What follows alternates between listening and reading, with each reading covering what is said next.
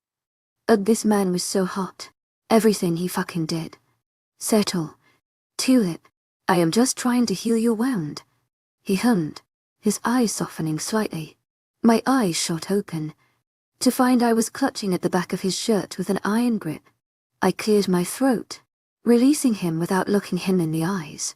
He licked the length of my thigh one more time, going a little higher than necessary before he pulled away with a sharp inhale. Wolves could smell everything. Right. So I should feel awkward right now. But why didn't I? Why did I feel so invigorated by the glimmer in his eyes and the sharp smirk of his lips?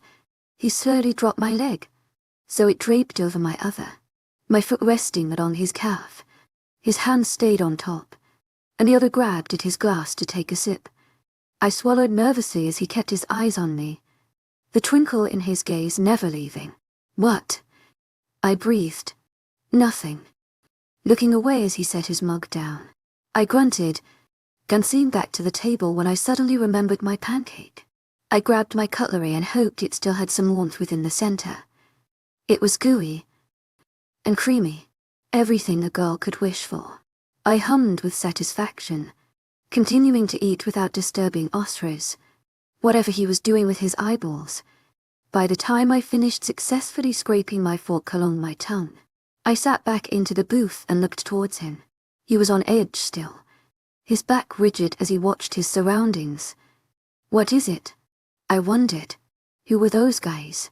His jaw rippled with frustration. They are from Blake's continent. I cocked my head. It seems they are aware of their leader's capture.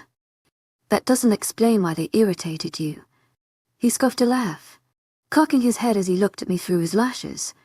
Irritate me? Well, why rile you up just to leave? I rolled my eyes. There's a bad rivalry between packs. I am higher ranked than their alpha, but now I have taken him down. They're unguided. Don't they have a beta for that?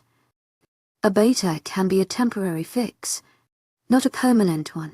My lips parted with an understanding, waiting to see if he would explore the topic. He watched me, watching him, and said nothing. Running my hand through my hair. You mentioned his brother. Theo is Blake's brother.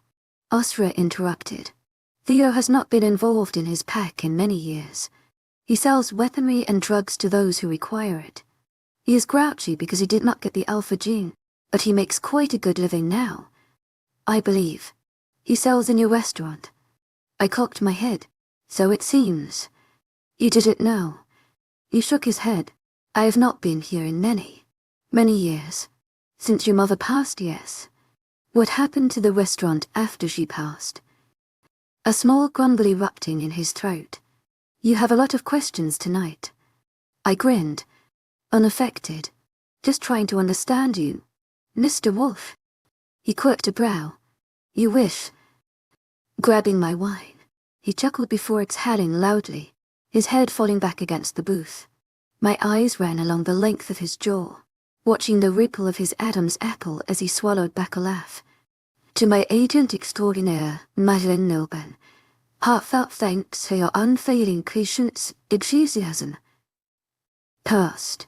Father wanted nothing to do with it, but we found a legal document stating that it goes to me or my brother. And I continued to watch his exposed throat. Neither of us wanted it, so I gave her business partner the reins. Business partner. I wondered. Human. I can smell her. She's here tonight. I am surprised she has not come out yet. He hummed, dropping his head. His hand moved from my thigh to wrap around my back, hand resting on my lower hip. His face moved to breathe in my scent, my hair blowing with his heavy breath. Everything okay over here? I jumped slightly at Hella's voice, a blush coating my face at the interruption. She was grinning, eyes flashing to 𝐿𝐲𝐲, who was still half nuzzled into my neck. I felt him cock his head, looking toward Ella. Why, yes. It was great. Thank you. I nodded.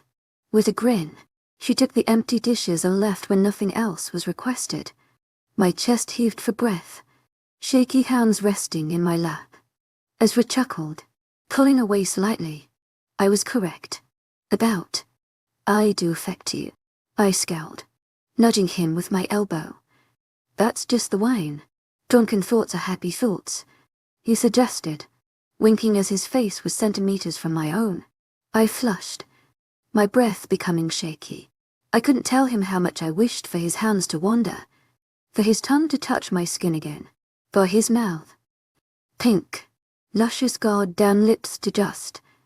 To my agent extraordinaire, 𝐿𝐲𝐲, heartfelt thanks for your unfailing patience, enthusiasm. I groaned softly, turning my head to the new intruder. Is that what it was like to dine with the king? Did everybody want a piece of him? As removed lazily, only to fall rigid when he caught sight of the plum-powder female stood opposite us. Her graying, black hair was tied back in crazy spirals. Her eyes dark brown. Upon seeing my mate, her hand rose to her mouth, exhaling loudly. Her eyes were wrinkled in the corners, her cheeks plump with a soft yet stern look to her rosy cheeks. "Miss Rosa," Osra muttered. She shook her head, smiling softly as her voice flowed with an elegant Italian accent. "Please, how many times have I said to call me just Rosa?" Osra's laugh was shaky as his hand moved from my body. "More than I can count." She blew out a loud breath, running her eyes along him. "Why, you have not changed for a minute. It's been, what, 18 years?" My eyes widened, watching the encounter. 18 years. That was weird. Right. He was nearly double my age, and yet I was his chosen mate. Why had I not thought of that before? I mean, Eve did say wolves aged weird. Shaking my head, I drove myself away from that topic. But also, was Rosa the business partner? Why did I expect a youthful, glowing werewolf? She was so human, so full of breath and a well-lived life. I loved it. About that, Osra nodded, smiling sadly. Rose's brown eyes flickered to me. "And you brought a date?" "My mate." Osra nodded. Her eyes widened, running over my face with a shock akin to admiration. "Your mate. To my 𝐊𝐢𝐳𝐷 𝐷𝐞𝐬𝐵. Heartfelt thanks for your unfailing patience, enthusiasm." "Great. Right. You thought you'd never find yours." Nodding. "I did say that." "How cute." "Wait. Cute. Ezra wasn't cute." "To my 𝐊𝐴𝐷𝐸 𝐷𝐞𝐬𝐵. Heartfelt thanks for your unfailing patience, enthusiasm." "Meet Rosa. She is the woman who helped guide my own to build this very restaurant. It's very nice to meet you." I smiled politely, trying to hide how tipsy I was feeling. She grinned, shaking her head. "Pleasure is all mine." Osra's mate. Wow, that is the end of. Right. I felt Osra shrug from beside me and cast my eyes away. I felt tense at her question. 𝐿𝐢 is human. To my 𝐊𝐴𝐷𝐸 𝐊𝐢𝐳𝐵. Heartfelt thanks for your unfailing patience, enthusiasm. She doesn't feel the bond, Osra explained. Rose's smile broadened, the elder woman's face about to crack. Even better, keeping him on his toes. "Hey," I blushed at the Italian woman's teasing, shrugging my shoulders. "Good. That is just what the boy needs." Ezra grunted. "I am no boy. To my 𝐊𝐴𝐷𝐸 𝐊𝐢𝐳𝐵. Heartfelt thanks for your unfailing patience, enthusiasm." She tucked crossing her arms. "I helped your mother raise you when I did not have my own children, so the least you can do is to entertain the idea. Boy," he grumbled, dropping his gaze. I found it amusing, watching the alpha male be told off by an all-human lady. A small giggle escaped me and his knee moved to nudge me in return. "I am glad to see you back." Rose changed the topic. "There is a lot of riff-raff in here. As of late, they are peaceful, but I dislike their presence." Osra's lips pursed. "I will see what I can do." She nodded before suddenly realizing another important point and exclaiming loudly, "I hear you are continental now. What does that mean?" "I assume it is why you do not show your face anymore. Too busy with work." "It means I am in charge of the entire continent." Osra drawled. She scoffed. "Don't make me out to be dumb. I may be in my 80s, but I will have you in a timeout." Ezra grinned wickedly at her, but she did not drop her glare. "Yes, ma'am." "Good." She nodded, huffing, before someone shouted for her from the kitchen. "I am going back to work. You better not run and hide for another 18 years. Boy, you have my word." To my 𝐊𝐴𝐷𝐸 𝐊𝐢𝐳𝐵. Heartfelt thanks for your unfailing patience, enthusiasm. She beamed, dropping her scowl. "Molto bene." He stood to wrap his arm around her and they kissed each other on the cheek before she rubbed his back and told him something in Italian. I quirked an eyebrow with interest, but 𝐲𝐿𝐬 didn't react when they pulled away, murmuring something softly back to her in another language. She moved to me next, pulling me by the hand so I rose to my feet. Her eyes draped along my taller body when her head only came to my shoulder. She embraced me, kissing both my cheeks before squeezing them. "He will treat you right, or I will kick his ass. You come tell me as soon as he tries anything stupid." I nodded, knowing there was no room for complaint. Her wide grin erupted on her face before she patted my cheeks and walked away without another word.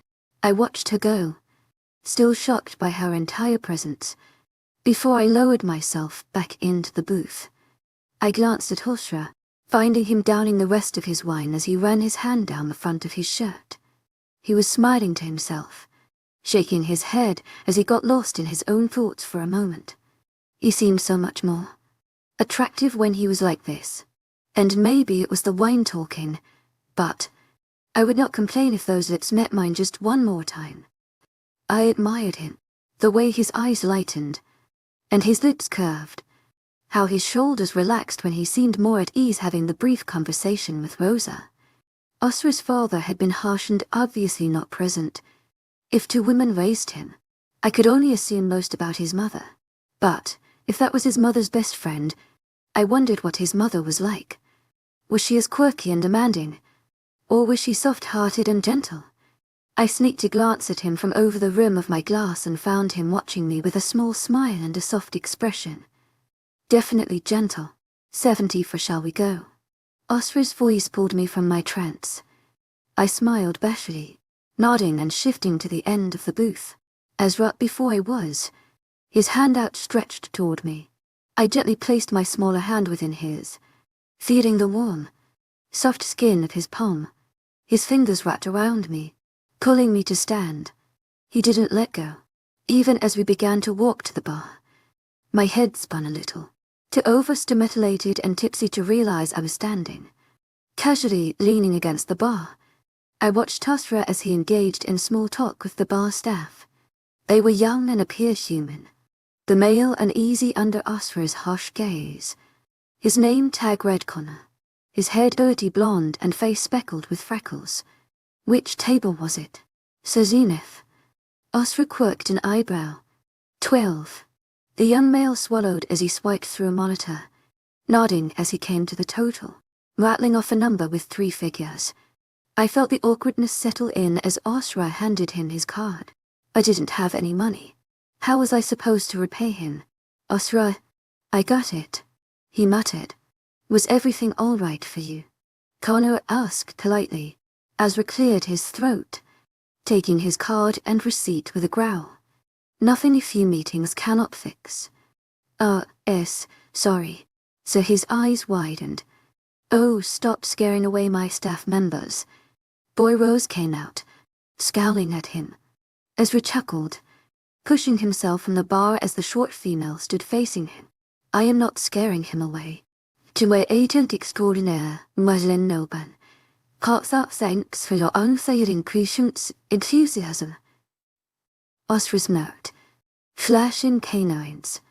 He asked if everything was okay, and I replied honestly. You replied like a man of power, scaring everyone with your beast. I am a man of power. 𝐿𝐬 scoffed. I rolled my eyes, nudging him. Shut up. His blue eyes lazily drifted to me, a small smirk on his face. You'd love me too, wouldn't you? 𝐶𝐤. Listen to your mate and apologize to my staff. Rose scowled. 𝐿𝐬 glowered at the short woman but drifted his eyes to Connor, who was still stood wide-eyed between the two. I apologize, you misinterpreted my words. The catering was lovely. It is the patrons we need to fix. Connor nodded, keeping his mouth shut as he stared at him wide-eyed. He scuttled away, only to be caught in a small female waitress' arms. She squealed something about 𝐿𝐬 being the Continental Alpha, which caused the male's eyes to only widen and his face to fall pale. They both kept sneaking glances as 𝐿𝐬 continued to bicker with Rosa. Your father's ways have rubbed off on you, Rose scolded. I know it has been a long time, but I hope that the old Osra comes back. It has been nice to see you. Boydond, do let the past haunt you. Osra's playful smirk settled as the atmosphere did, his hand leaving mine. My head snapped to watch him as he spoke in fluent Italian before his arm came to wrap around my waist, putting me into his side. I felt flustered as my face pressed into his chest, my arm wrapped around the back of him, fingers clasping onto his shirt. It was nice to see you. To my agent extraordinaire, 𝐿𝐻𝐬, heartfelt thanks for your unfailing patience, enthusiasm. Rosa smiled before disappearing back into the kitchen, ready to go. Osra hummed, looking down at me. My head fell back on its own accord, staring up into his night skies. Hone, his eyes lit up at the word that left my mouth, a broad grin erupting on his face. I don't want to overwhelm you too much for the first date. You've already met a billion people, and drank far too much. I feel perfectly fine. You are quiet and tame. That is unusual. I laughed, shaking my head as he led me outside. The cool air nipped at my bare legs, and I leaned further into Asra's wolfy warmth. His arm tightened around me, his other hand buried in his pocket as we left the building. The same sleek car as before pulled up before us, and the driver shot out to open the back door. I thanked him, regretfully moving away from Osra to slide myself into the back seat. He was quick to follow, his body pressing against mine almost instantly. The door shut behind him, and I inhaled sharply as the darkness of the car dulled my senses. There was a divider between us and the driver. I could hardly see through it and make outline of the driver's chair as he sat in the front. Osra's body pressed against mine with no space for air. My body hummed, my entire side sizzling with the contact. His breath smelt of wine as he spoke. Did you enjoy your evening? Nodding. I did. I got to know him and him a little more, and that meant more to me than a god, given marital status. To my agent extraordinaire, 𝐿𝐻𝐬, heartfelt thanks for your unfailing patience, enthusiasm. Out of 10. I quirked an eyebrow. Nodding. Out of 10. Hermanate. Only an 8. I'm reserving top spot. Nothing has quite made it there yet. I laughed. It's a lovely place. I can see why your mum didn't want to give it up. It was an escape for her. She was raised human. Dad was born practically wolf-brained. He snorted. I have a question for you. Another one. He mused. I rolled my eyes. A serious one. About when we met. He sobered up, nodding with a blank expression. To my agent extraordinaire, 𝐿𝐻𝐬, heartfelt thanks for your unfailing patience, enthusiasm. Why did you seem to hate me? Hate humans? He hesitated, and I could see his mind malfunctioning as he thought of what to say. Eventually, after only the silence of the soft radio playing and tires turning, did he move? His shoulders rose as he inhaled deeply before he let it all out in one big breath. I suppose you deserve an explanation for my distance. I quirked an eyebrow at his description but kept quiet, not wanting to disturb him from actually opening up to me. I hated humans. Okay, I can't keep quiet. My mouth moved ahead of my brain. Why would you? You were practically raised by them. His hand fell to my knee, squeezing it. I looked back at his expression and saw a slight pain in the edge of his eyes. His face was lightly pinched, his lips pulled up in a sad smile. My whole life I was around humans. But then life happened. My mother perished because humans couldn't keep their noses out. I thought rogues killed her. They did. He winced. She worked in that restaurant for 40 years before people realized she wasn't human. She didn't look a day over 30. And even though wolves had created a peace, they were still upset about a wolf being so close to their homes. When they found out she was an alpha's Luna, it cost them to get. To my agent extraordinaire, 𝐿𝐻𝐬, heartfelt thanks for your unfailing patience, enthusiasm. To my agent extraordinaire, 𝐿𝐻𝐬, heartfelt thanks for your unfailing patience, enthusiasm. How could a run in a restaurant in peace cause so much aggravation? It's human land. They are very picky about what is theirs when they hardly have much. I quirked my brow, a bit like 2 coins for work. Aha. His eyes narrowed playfully, and before I could react, he moved to nip my ear. I gasped, my heart picking up speed as his lips lingered longer than necessary.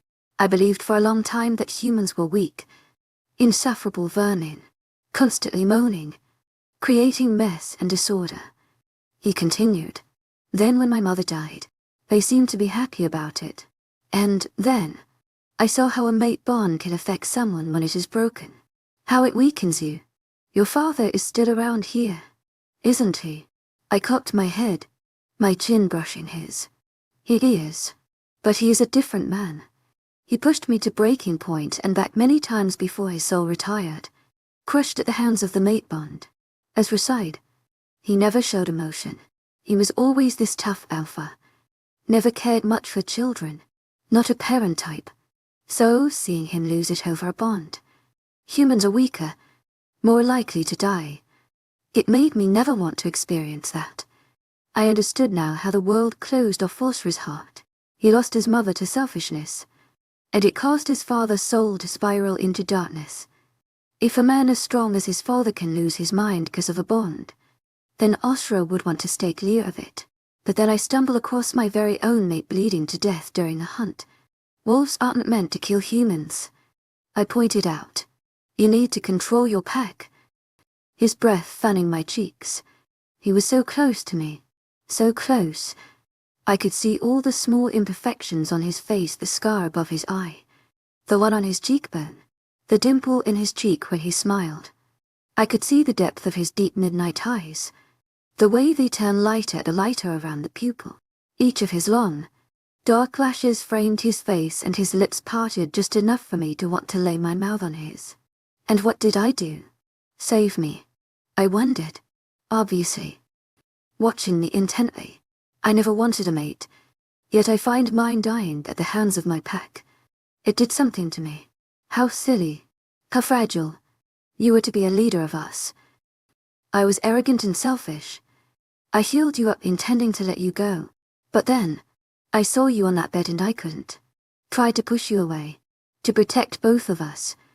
But I couldn't let my mate, who was a bag of bones, go out into that world and have any beast harm her. My heart leapt into my throat, but he continued. And then more and more, as the weeks went on, I found myself watching you. And not just your strange nudist human habits. He finished. I nudged him with my knee, causing his eyes to drop to my mouth as I laughed. 𝐊𝐲𝐻 had his reasons before we met. He was a different person, scarred by his past and his terrors. He was an animal. We were a different species. I would be lying if I didn't say I hated him and his kind when we met, so I couldn't be hypocritical. But the more I saw, the more I liked. He muttered, "You mean my nudist human body? That is just a plus." He counteracted, chuckling. "You grew on me. I never thought I would be so possessive. I took a chance on it. 𝐿𝐻𝐻𝐿𝐬 𝐷𝐐𝐿𝐬 𝐊𝐻𝐻𝐬.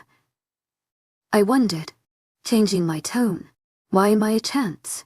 He licked his lips, his tongue briefly brushing against my cheek. Not you. The bond.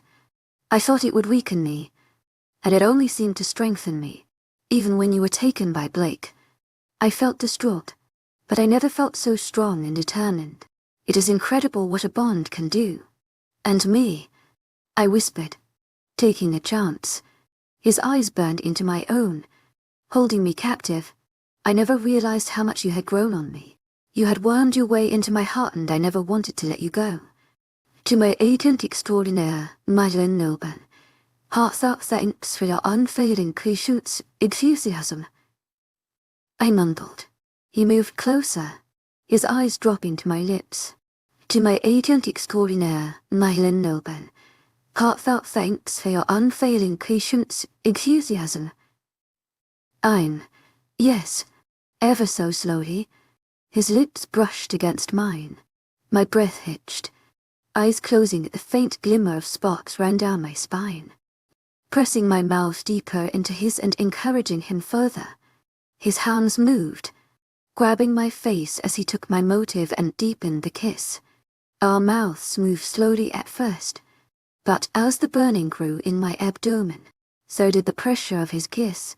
He groaned, hands snaking down my waist to grab onto my thigh, dragging me over his lap as though I weighed nothing, his mouth never leaving my own, my thighs clasped at his own, my core grinding over the noticeable tent in his pant. My head grew dizzy as his tongue slipped its way through my lips, tasting me, testing my limits. I felt my pulse quicken, felt the burning wetness between my thighs as I clenched around empty air. I moaned, grabbing onto his shirt. The wine settled my brain into a tizzy, the mate bond clawing at me for dear life.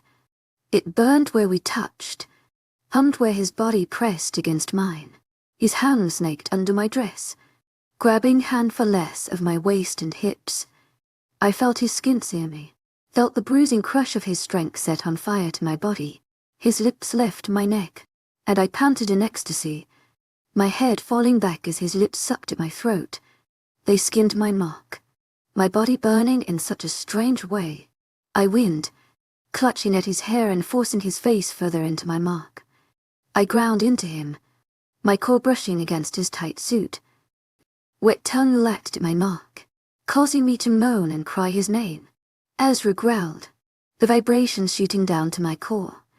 His hands pulled me, rocking me against his hard length until I felt a strange build up of pleasure. It burned and burned until suddenly, I cried with surprised glee as my body shattered, my pussy clenching on air as it seemed to melt into oblivion. Is this what pleasure was? Is this why so many people enjoyed sex? 𝐊𝐢𝐬's tongue slowed on my mark, kissing the underside of my jaw as I shook with the come down of a skydive. Are you okay? Mouth brushing against my ear. I shakily nodded, my hands loosening their grip and my spine curving, until I relaxed against him, wrapping both of his arms around my back as he just held me. That was unexpected. I muttered. I could feel the beam of pride without even looking at him. I am glad. I couldn't fight the laugh. Fueled on an orgasmic wine, filled high. 𝐊𝐢𝐬 pushed me back slightly, a hand brushing my hair behind my ear to cut my cheek and jaw. He observed me, his eyes dark and nostrils wide. I caught a glimpse of his canines in his mouth and still felt the intense growth that lay beneath his trousers. We arrived home a while ago. Can you walk inside? He wondered, fighting to calm my heart. 75. Stumbling my way into our bedroom, excited giggles left my lips as I dragged 𝐊𝐢𝐬 by the hand. He murmured something as he shut the door, releasing me to the bedroom. My feet ached with the urge to relieve them from their confines, and with an elated shriek, I fell onto the bed. You okay there? 𝐊𝐢𝐬 chuckled, pushing my hair from my face. Why do I feel so tired? It's the wine. He snorted. Lightweight. Hey, I complained, launching a pillow at him. He caught it mid-air, that devilish grin widening his cheeks. It's just a fact. 𝐶𝐢𝐬. I snorted, sitting upright to take my shoes off. They slid from my feet and I moaned in satisfaction, my toes wriggling with happiness. Despite being fashionable, I was most certain they would not make it into my wardrobe ever again. I moved on to my dress next, sliding the thin straps from my shoulders.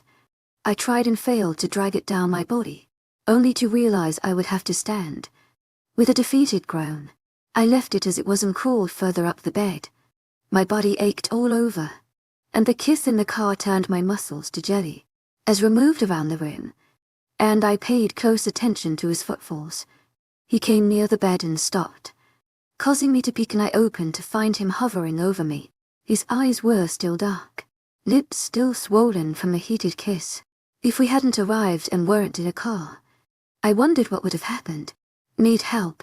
He wondered. I hummed a yes, raising my arms, pushing my arms away, and I recoiled with an amused giggle. His hands grabbed my waist, flipping me onto my side. I felt his fingers grace the zipper along the back and I realized that was why it got stuck. Here I was, about to curse Piper for giving me a death trap dress, and I forgot it had a zipper. His hands were warm as he slowly pulled the dress down my waist and I rolled onto my back as he reached my hips. I lifted them, relishing in the tickling of his fingers as they traced fire into my hips and thighs. He was teasing me. I was sure of it because it felt like forever before the dress reached my ankles. 𝐿𝐴 was staring down at me intensely and it was then I realized I wasn't wearing a bra. I blushed, my hands moving to cover my naked chest on instinct, but it only caused 𝐿𝐴 to grumble. "You don't have to hide," he murmured. I chewed my lower lip, looking away from his intensity. Lifting the covers, I rolled myself underneath them to get away from his gaze. 𝐿𝐴 remained silent, eyes burning into the back of my head before his clothes shifted and swayed. He walked around the bed, dumping my dress into the laundry basket. I watched him through hooded, sleepy eyes as he undressed. First came his shirt, his long fingers slowly removing each of the buttons before the fabric shifted from his shoulders and into his hands. The trousers came next, the fabric noisy as he placed them into the basket with his shirt. Through bleary, tired eyes, I watched as his muscles rippled with every movement.